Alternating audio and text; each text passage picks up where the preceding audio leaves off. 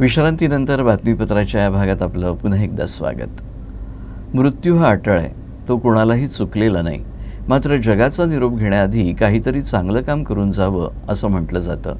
याची प्रचिती बुलढाणा जिल्ह्याच्या संग्रामपूर तालुक्याच्या पातुर्डा गावात आली आहे। गावातील एका वृद्ध महिलेनं गृहमतदान केलं आणि त्यानंतर अवघ्या 3 तासातच तिनं जगाचा निरोप घेतला।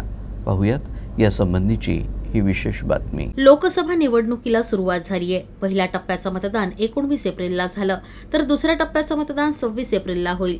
दरम्यान दुसऱ्या टप्प्यामध्ये गृहमतदान केल्यानंतर अवघ्या 3 तासातच एका वयोवृद्ध महिलेनं जगाचा निरोप घेतला। पातुर्डा येथील बूथ क्रमांक 224 अंतर्गत राहणाऱ्या अनुसया नारायण वानखडे या 86 वर्षीय वृद्ध महिलेचं नाव आहे। त्यांच्या कुटुंबियांनी निवडणूक आयोगाची अधिसूचना जाहीर झाल्यानंतर 5 दिवसातच फॉर्म 12D भरून घेतला।